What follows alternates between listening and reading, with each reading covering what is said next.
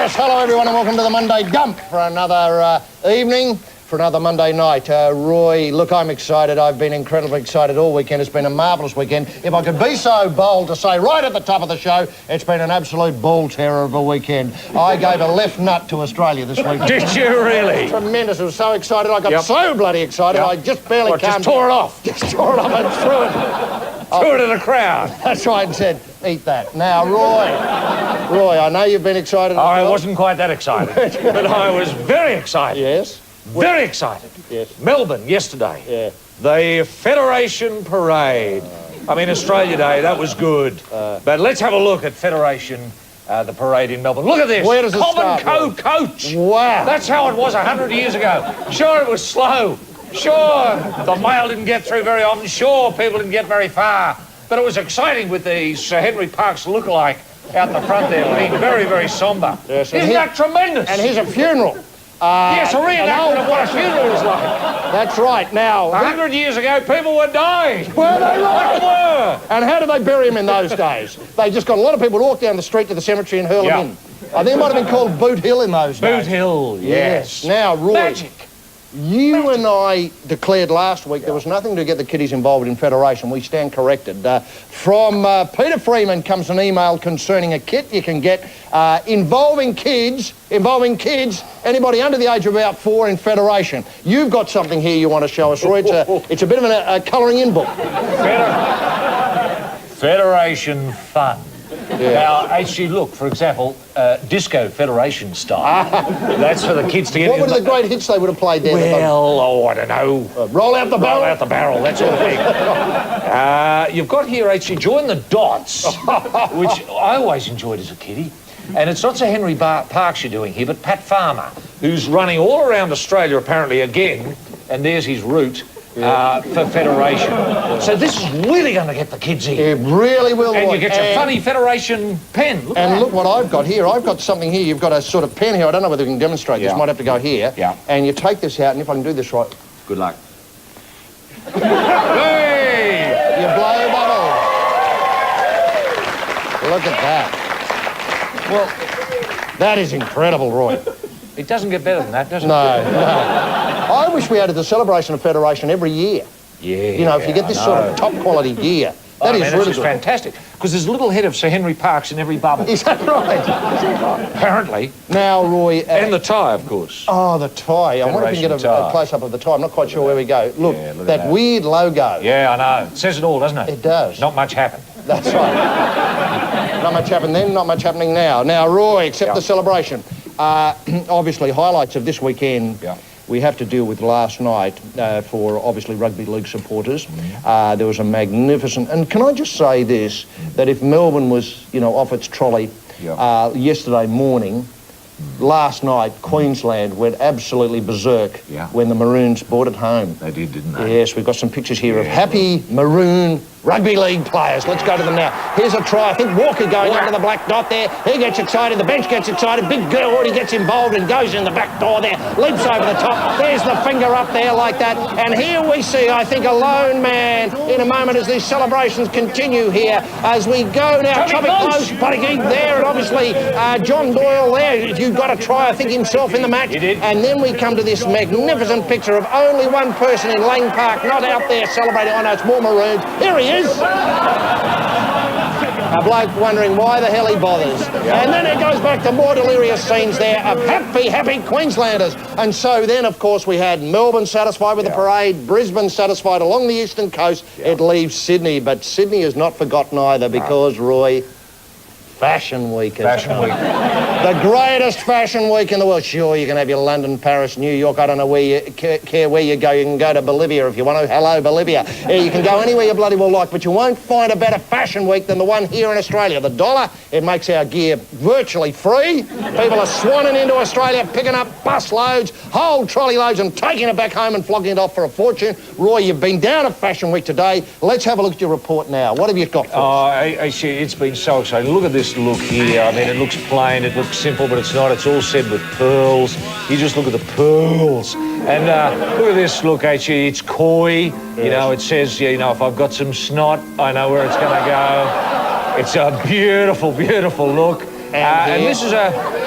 I think this is a little bit unsightly. I don't know where to look. Yes, no. I'm not sure what I'm looking at there, Roy. It's something special for Federation. Is that right? Usually, as I point out too often, fashion is about what happens after it comes off, but that person there had it all off before you got out there. That's right. And isn't that a look, actually? And here we come to, I think this is a bather manufacturer, a swimsuit manufacturer, and here... Tiger Lily! Yes, now this is Tugger the Taipan, in town from the FNQ land. Yeah. Isn't that tremendous? Isn't that a look? Is that what... Can't that take off? Will people be wearing that? Of course people will be wearing that all over the world. Yes. You know, where do I sit? Show me the menu. That's right. I'm here. What can you give him a snake? Yes, that's right. Well, it's been a marvellous showcase, isn't it? I mean, you can have your, Bastille Day, your, 4th of July in America, but Federation and fashion and rugby league, the world is saying, hey, Australia, what's going on down there? Yes, it certainly is. It's going through the roof. Oh, it is, it is. And when you combine, a lot of people talk about, a snake in the trouser, so to speak, but when you combine that look with getting the snake out of the trouser and up round the shoulders, I mean, imagine walking into a restaurant tonight and saying, have you met my friend here, Tugger? Imagine the statement that's making, Roy. Oh, it's marvellous. You're there, Sydney, Australia. I know. It can't get any better, can it? It doesn't get any better at all, HG. And, I'm impressed with our young designers. Are you right? They're taking on inspiration from everywhere. I noticed a couple of the kiddies were taking on inspiration, say, from your Japanese woodcuts. Is that right, Roy? Others from your German woodcuts, your Oscar Kokoschka sort of bleak gear, which looks very bleak, that sort of realism that he went on with. Just black and grey. Just black and grey with a spot of colour just to bring it alive, and maybe a snake around your neck, or a redback spider, or a funnel web in a trouser, something like that says it's Australia. I mean, I just think it's great, and I think I take my hat off to these kids. They're just doing a marvellous bloody job. Oh, Roy. And tonight, the internet poll that you can obviously get involved with refers to Fashion Week. Yes, and Roy, take us through it. OK, the poll is as follows, HG. Australian Fashion Week, A, makes us as proud as punch. B, is a magnet for international glamour. C, gets the blood hot in the trouser. Or D, is a major embarrassment. Yes. So A, B, C or D, the Monday dump.i7.com.au. And we'll be feeding the results of the internet poll straight into Fashion Week at the end of the show, and I'm sure they'll be taken on board and analysed by future generations of designers. It's tremendous. Because we're going to be on the catwalk tomorrow night. Are we going on the catwalk tomorrow? What have you got planned? What have you got? What'll be in your trouser, Roy? Bloody big scorpion. Oh, yeah. I'm not sure where I'm going to get it from. I think it might be a wind-up scorpion, so I don't scare the kiddies. I thought I might open up with a tortoise head. It's now. Yeah. It's coming at you. Yes, look out. It's look out. I'm not on fire, but I might as well be. Anyway, well, there'll be more dump right after this. Get to the hole.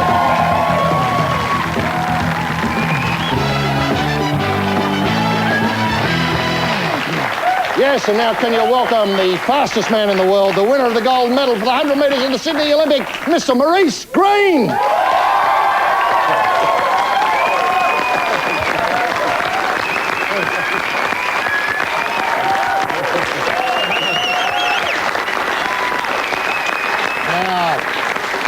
Thank you very much.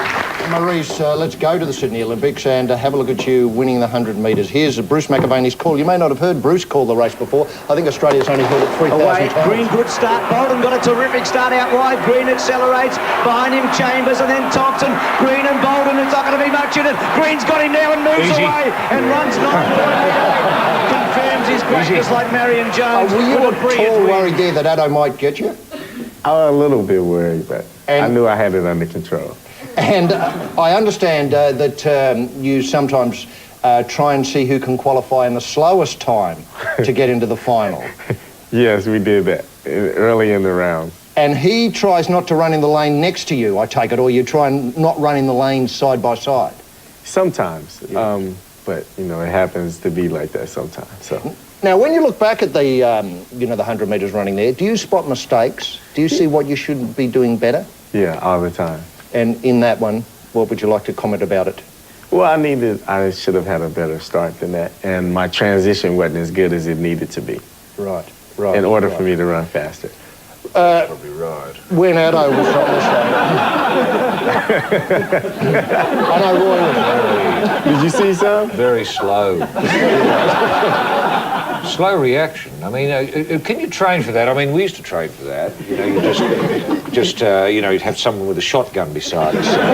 Kaboom, and off you'd go. Kaboom, and off you'd go. I mean, do you do a lot of that sort of starting practice? Just starts? We're going to spend the week on starts. No, not you a week. 1,200 starts today, 1,300 tomorrow, 1,400 the next, and by the end of the week, bloody hell, you're starting. You'd be tired. Yeah, well, of course you're tired. I don't think you can start at the end of the week if you're doing that many. Oh, no, then you have to have the weekend off. You tape it. You tape it. Yeah. Now, speaking of that, the rules, the IAAF, that's International Athletics Federation, they're thinking of changing the rules to allow only one full start. Now, I think the runners feel as though this means that no one's going to ever break another record because you'll be more cautious than really hurling yourself out of the blocks and off. Is that fair? I'm not going to say I wouldn't break the world record if I had only one start, but it's just going to allow more people to get put out of the race, basically. Yes. And is it important to have the other 7 lanes filled to break records? It is important, but not so important that you don't have to, but it would help a lot. Now, the starter. Is there a regulation thing for the starter to do, or is the starter allowed to sort of fiddle around by himself so he can go, get set, ready, get set, bang? Or can he go, get ready, set, bang? That's kind of long. Normally, he's supposed to wait until every person is set and then fire the gun. Right. I remember we used to get Roy winning a lot of runs out Lithgow way, but with varying the starts. Often I used to be helping in the starting, and often I'd hold them there for half an hour, and Roy would be watching the clock, and then when the half hour was up, off he'd shoot and bang, the gun would go off. I mean, do you feel as though that is something where you think, oh no, Freddie's starting today and he's a terrible starter? Or, you know, Martha's starting today and that's great? No, I actually don't know who's starting the race until a couple of races before, but I try to pay attention to the starter and get a rhythm for him. Yes. I'd like to remove the starter completely and have it mechanised. Oh, so there's a series of lights. Let's like say, drag racing. Yes, red, amber, green. Off you go. Yeah, You go. but the way we start, we don't look up. It could be Yes, but it could be on the ground. So you want it on the ground. Yes, that's right. You've got to step over the line. Some people's eyes are closed, though. Some of them got their eyes closed. Yeah. Well, you've just got to sense when the others are going, and then. How about you start yourselves? You know, get down on the blocks there and say, you're ready? Ready, go! Yes. I would like that idea. Yes. As long as I'm the one that's saying, ready, go. Yes. Or with the lights, you have a starter just reading out what's up there. Red, red, red, red, amber now, amber, amber, green! Wouldn't that even it up? I don't think so. I think more people will false start there. Would they? Yes. Okay. Because people in the crowd will be yelling out green, and then you go. You forget that. Yes, You forget that. So it'd have to be someone with a peculiar voice, wouldn't it? Or a megaphone. I'm Big Red, yeah, Wayne Newton. that's right. Barry Gibb. Barry Gibb.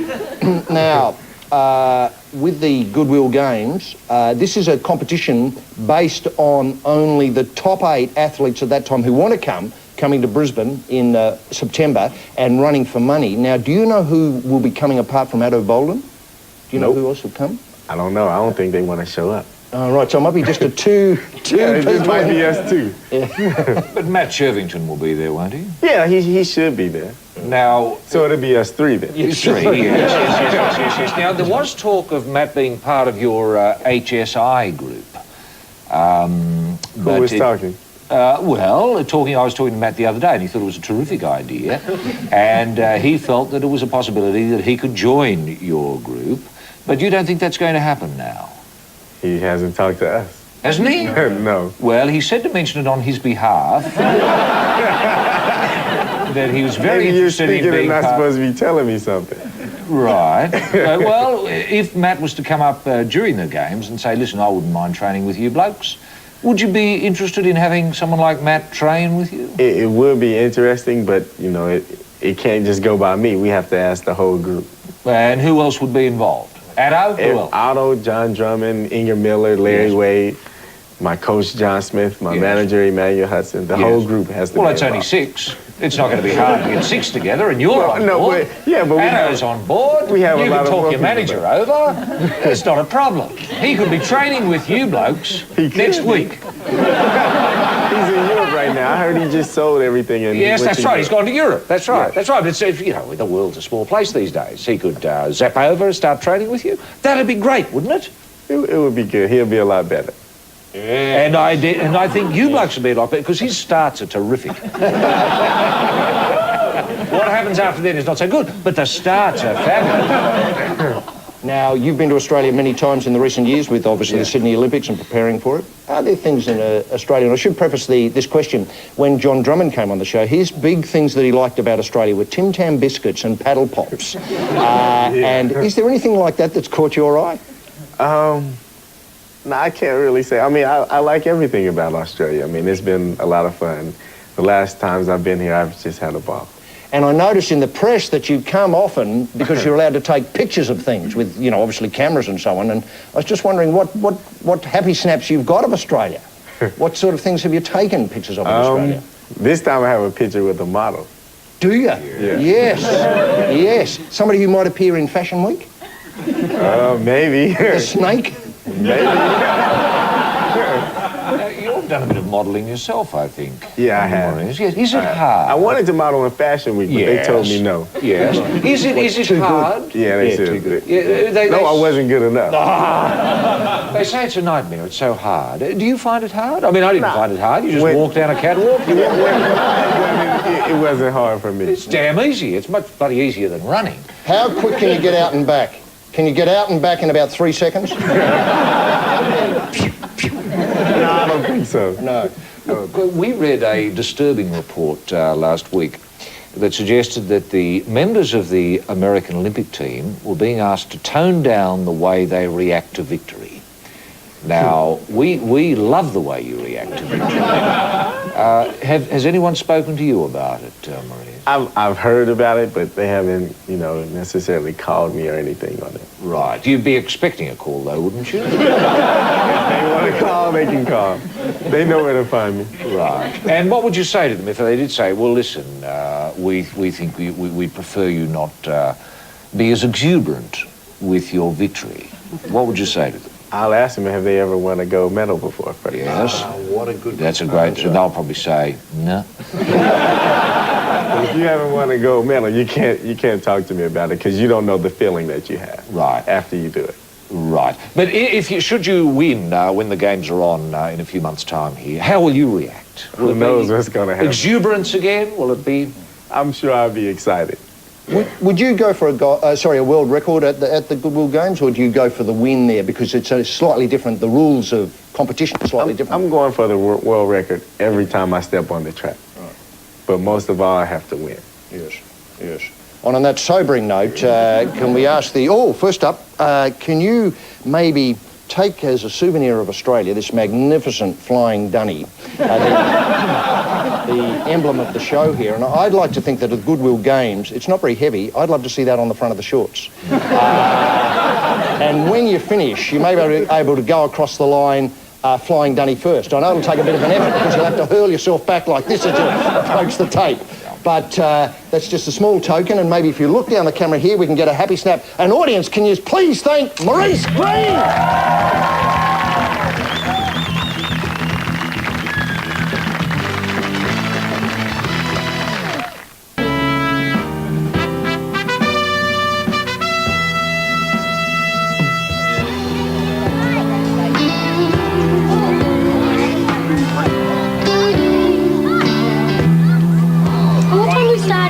We shall start when everybody rolls in, like Tuesday night when they all started to drift in at... I think I might go training tonight. I don't. No, I know you don't. You get down here early. That's what I like about you. We emphasise the training as a part of the selection process. You don't turn up, you may not get selected. So we really put them on wood. They're little men, basically. So bear with us. Okay, Joshy, go grab it, man. You're a winger. See Mahaka. Go, go, go, go. On it. faster than that. You can run faster than that. I saw you ran away from me on Tuesday night. Yeah, I was cranky on Tuesday night, wasn't I? Over, I said. Don't push your luck, son. I was like a mad old bull in the stables. No, don't wear my patience, son. I had troubles at training on Tuesday night with little Josh. Josh, are you doing this or not? If you're not doing it, go over and have a drink of water and stay over there. I'm serious. But tonight, we talked to him about different things, about discipline and being part of the team, the family. You want to be a good footballer, don't you? Yeah. I know that, I can see. And you know why? Because on Sunday when I came down here, I was fed up during the last couple of weeks, to be honest with you. When I came down here on Sunday and saw your attitude about down here and you're all, we're here to win. Let's get together. That showed me that you're not silly. We need everybody we can. We keep fighting everybody, we'll have nobody. I'll be down here, John, and I'll be running on. All right? 2 old blokes, they'll kill us. He's going to turn himself around and he's going to support us for the rest of the year. And we've got a handshake on that, so that's really good, don't you think? Put it there, champ. All right? And I think you owe one for this fella here too. All right? Thank you very much.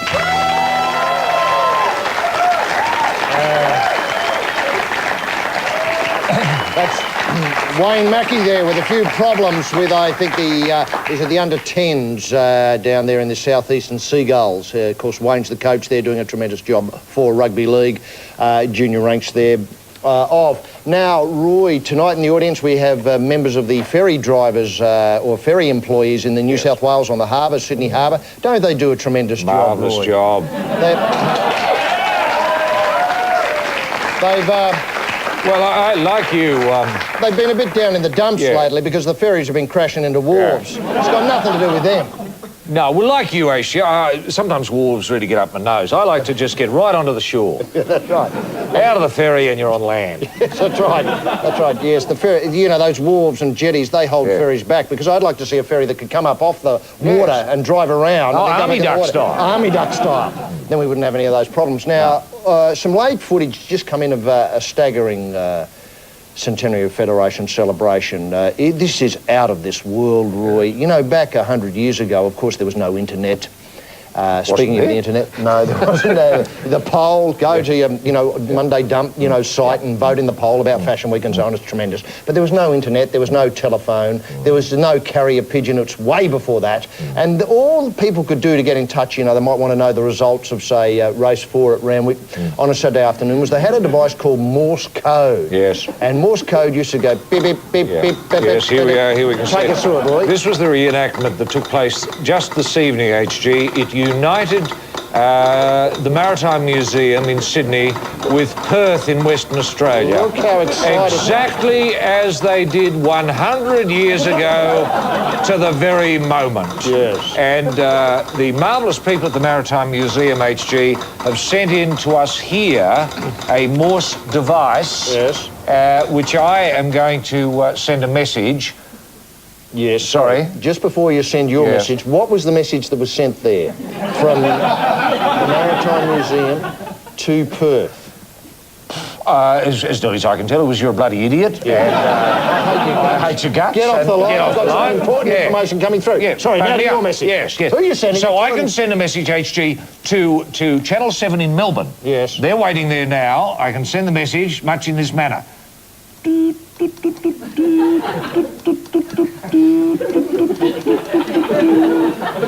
you do that while you have a drink of water? Yes.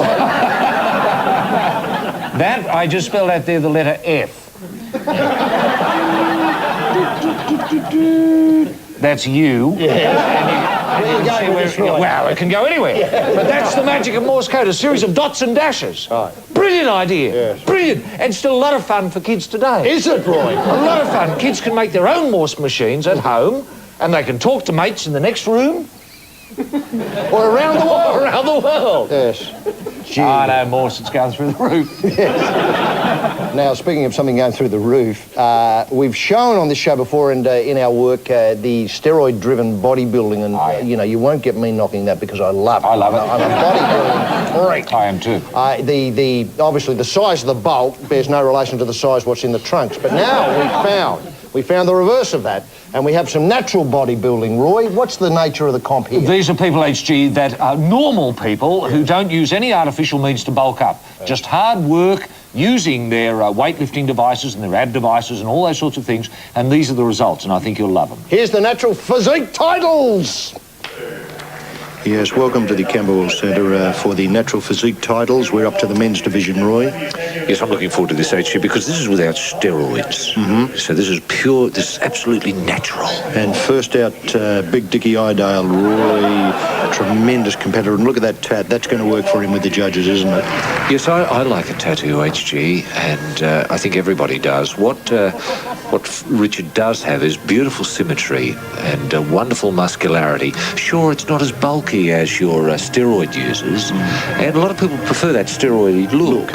But I think this is a good look. He's lean. His trunks look good on him. He hasn't got what I call that unsightly crack crease. He's controlled that very well. And look at that spread of the dude as he turned around. Wasn't that beautiful? Beautiful eyeful there, and almost knocked over a couple of people in the nearby road as he came around. He's really putting in here today. He's been down during the week, but look at this. He's really giving it his best. This is a bloke who works as a natural health practitioner, and he knows his way around the body. Around the body, you're right, actually. This bloke, who is it? Philip Govan. Yeah, a little bit more nuggety. You'd call him more nuggety, wouldn't you? He's described as the golden nugget out of Ballarat. He's a lively customer, and he's brought a little bit of old-fashioned, what I call the European style to him. He has, hasn't he? And he's an electrician, I believe. And you can see what I mean when you see these natural bodybuilders. Look how much is in the bag downstairs, Roy. There's so much more than that steroid abusing crowd. There's that unsightly crack crease that I was talking about earlier, HG. Doesn't that detract? Because all you can look at is the crack crease. It's the crease of the crack. Yes, doesn't matter how good the work is upstairs or below it. I've only got eyes for the crease. Yeah. And of course, he describes himself as ordinary. Does he? He does. Philip's really wowing the crowd now. He's down on one knee there. He's showing off what he's got upstairs. And I think that the work with the shoulder blading style of underpant is going to pay for him with the judges. I think they looked at the natural spot. Here out he comes, Alec Ensel, and one of the great bodybuilders in the natural ranks, the natural bodybuilding ranks. He just got into the sport to keep fit, Roy, as many Australians are doing now. He did, and it does appeal to the older set, this style of natural bodybuilding. And the older set look good, don't they? They do, and he's brought a little bit of Eastern magic to it too, I think, in the soundtrack and in his poses. Very contemplative poses. He gets into them and hangs onto them for a long time. In complete sympathy with the music too, HG. He's listening to his music, and that's good. And he looks good, doesn't he? He looks very good. Roy, look at that work. He's doing a little bit of body popping there. Oh, look at that, the control. Look at that muscle. It's Eastern yoga come to life here. So lithe, isn't he? Lithe and yet muscular, and wonderful symmetry and good colour. Good colour, Roy. And, oh, look at that. He's saying, I'm here, I'm competing, I'm laying down the gauntlet. Oh, and the strength. Pure strength there. And beautiful pose. Yes, that's very good. Now let's see, look at the crack crease. And, look at that. And there's a beautiful line there where the paint hasn't gone underneath the shoulder blade. That's right. Downstairs. But take nothing away from him. He's really putting in. And he's not afraid to put it about and show what he's got, Roy. No, that's right, because he's got so much. He's got the hunch, he's got the... he can make his neck disappear completely. And look at that pumped up look. That's tremendous. Here's an old bloke really pumped up. Oh! Slaps the hands together and brings that pose into a final kiss. That's beautiful, Roy. Really tremendous. Thought through. Very, very happy. And here we go to the placings, Roy. Third, I think it'll be interesting because I've got it, basically I've got Alex Ensel as third. Yeah, the old bloke. Yes. Yes. And then we skip over second and go to first. Yeah. And who gets first, Roy? I think it's Richard Idale, as I saw it. The bloke on the left. Yes. He's got the shape. He looks... See, the other bloke looks stupidly nuggety, doesn't he? He does. The other bloke looks really ordinary, as if he's just coming off the street. Found his way upstairs with his underpants on. Just had the right underpants that day. That's right. Tremendous body off, though. As good as anything I've seen, I think, Roy. I'd agree with you, HG. I think it's been a tremendous night and a real shot in the arm for natural bodybuilding, making your steroid abusers really stupid.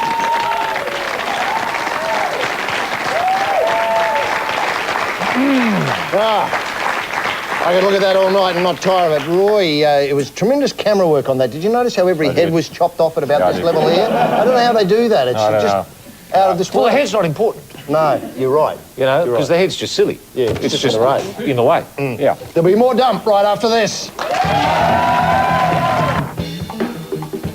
This is the news from rural and regional Australia. I'm Bob Carr, Premier of New South Wales. Australians are being urged to clean up our act with a new program that aims to combat an increase in roadside rubbish. The Keep Australia Beautiful Council estimates that 131 items of litter exist for every 400 metres of state highway. With the threat of fines still not completely effective, they've engineered a new education program to be trialled in Bathurst. And the real purpose of this campaign that we're trialling in Bathurst is to persuade people not to do it. The Great File Lap was much more than just a racehorse. He was a symbol of Australian hope and pride. Now a New South Wales community is set to honour the File Lap legend by establishing a museum. Armidale has always had an affiliation with the mighty File Lap. Jockey Jack Baker, for years a regular at the Armidale track, was the first to ride the giant chestnut to a win. Now local historians and race lovers alike plan to immortalise one of racing's gentlemen by transforming his house into a museum. Those people that be keen on it would make it such an attraction that it'd be pretty hard to turn up. A magical display of military aviation history has taken to the skies of southwestern New South Wales. Enthusiasts from all over the state gathered to recreate the heroics of the great aviators from the safety of the ground. The Heikel 219 was a lethal German night fighter that guarded the sky over Berlin at the end of the Second World War. This one was brought back to life by model maker Brian Johnston. I guess in our game we look for something we call wow factor, and I flick through a lot of magazines looking at different aircraft, and the ones that jump out at you and probably are a bit more of a challenge to build are the ones that I go for. Gary Sunderland, on the other hand, was captivated by the darling of the Australian Flying Corps No. 1 Battalion, the Sopwith Camel. This particular aeroplane, of course, is jumped out of the magazine and said, build me. New South Wales State Award for yarn spinning has been won by a bush poet from Minmi in the Hunter District. Able to expound, I suppose you call it, on the old town that I live in here, Midmai. I was able to talk about our world-renowned watering hole, the old Midmai pub, the big Hexham Grey mozzies, and a tree burl that I've got there, what we call wooden tit and maiden. And this is the sort of form that impressed the judges and secured the coveted title. Well, I've gathered me yarns and stories from old Midmai and further beyond. They're just part of our great Aussie culture, I hope shall always live on. Most of the same theme in common, they're based on life's humorous fine thread. If you can't have a laugh when you're living, you've got no flaming chance when you're dead. And finally, the Eastern Indicator wool price of 805 cents per kilo is slightly down on last week's close, and the May delivery price for Australian standard hard wheat is US $162.50 per tonne, which is also slightly softer than last week. That's this week's news from rural and regional Australia. I'm Bob Carr, Premier of New South Wales.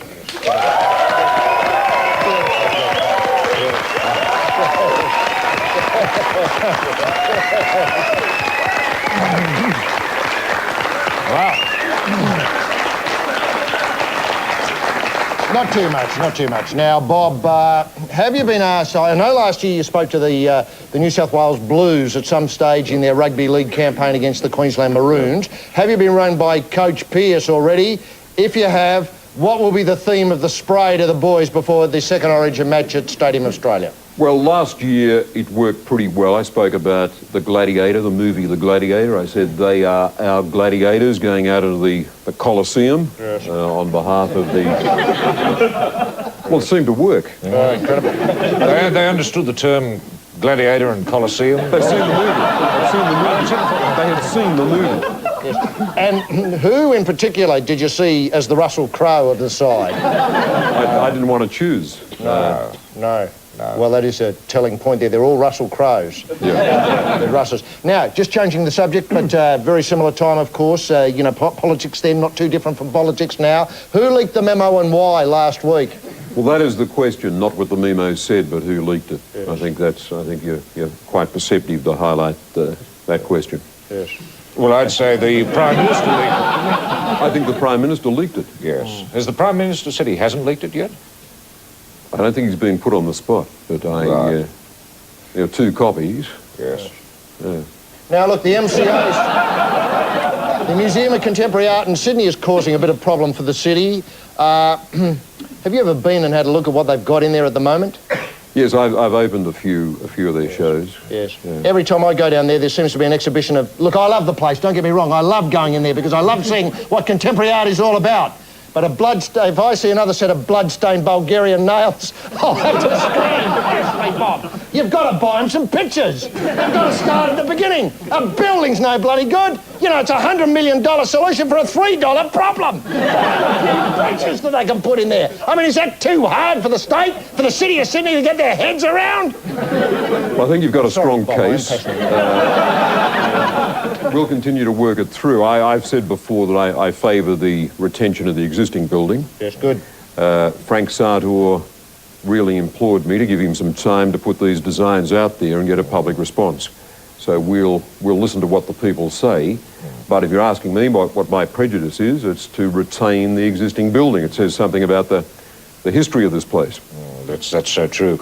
That the architecture was very ordinary in a particular period. Would that be what it's telling us, Bob? Yeah, partly. And so we've got to live with that for like the Carl Expressway, you know? No, the time will come when the Carl Expressway will go, but I can't ask the people to put up the $500 million or so. How about a lottery to get it down?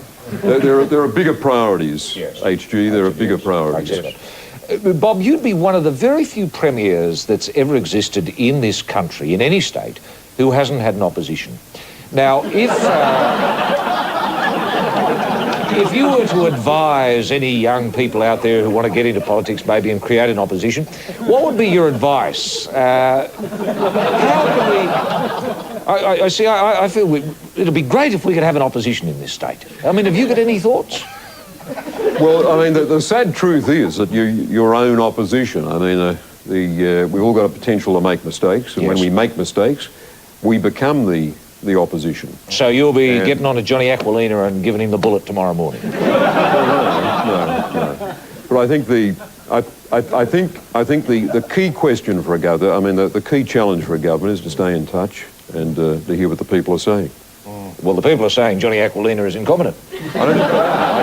I read a poll in the Telegraph today, and 14 people voted, 7 for and 7 against. Is that right? Yeah. Oh, that's definitive. You'll be wrestling with that tonight, won't you? Is it true? As good a guide as any. No, is it true? Just changing the subject completely. Going back to Sir Henry Parkes. When Sir Henry Parkes was in office all those years ago, is it true that he had a dumbwaiter put in so that women could be slipped up to him at his convenience? Is that true? I think we can assume the stories about Henry Parkes are true. He was a mad, rootin'-tootin'... Federationist.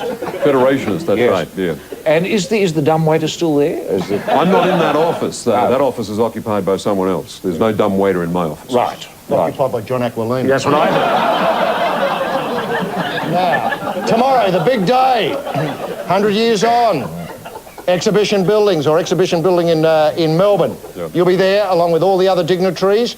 You must be looking forward to a couple of hours of wasting your time. You're going to be getting on with solving the problems of this state and the MCA and their lack of pictures and the really big issues and that problem of Aquilina, 7 for, 7 against. What do I do? But in other words, you'll be down there escaping from the pressures of office. It is 100 years of this country. This country has been there 100 years as a nation state. Yeah. There is something to celebrate in that. There is. There is. But and, surely, to goodness, we could have a different sort of event.